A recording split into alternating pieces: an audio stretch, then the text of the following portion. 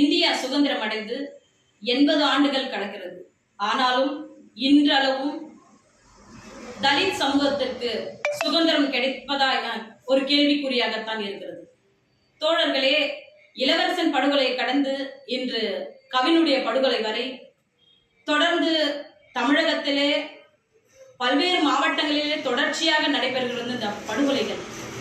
இதை தடுத்திடும் வண்ணமாக தமிழக அரசு அனைத்து கட்சி கூட்டங்களையும் ஒருங்கிணைத்து சிறப்பு சட்டத்தை ஒன்றிய அரசிற்கு வலியுறுத்த வேண்டும் என்ற கோரிக்கையை தலித் விடுதலைக்கு முன்வைக்கிறோம்.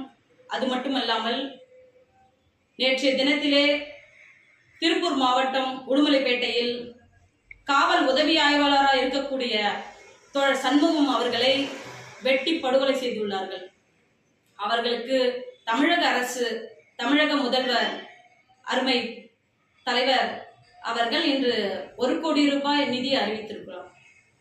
எனக்கு என்ன கேள்வி என்றால், ஒரு வார காலமாக கவினுக்கு படுகொலை செய்யப்பட்ட கவின் அவர்களுக்காக தொடர்ச்சியாக பலதரப்பட்ட அமைப்புகள் தொடர்ந்து போராட்டங்கள் முன்னெடுக்கிறோம்.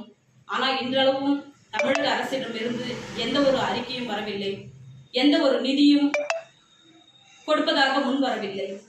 இதை தலித் விடுதலை இயக்கம் தமிழக அரசுக்கு கோரிக்கையாக வலியுறுத்துகிறோம். உடனடியாக கவினுடைய படுகொலைக்கு நீதி வழங்கிட வேண்டும், அந்த குடும்பத்திற்கு நிவாரணம் அறிவிக்க வேண்டும் என்ற கோரிக்கையை தலித் விடுதலை இயக்கத்தின் சார்பாக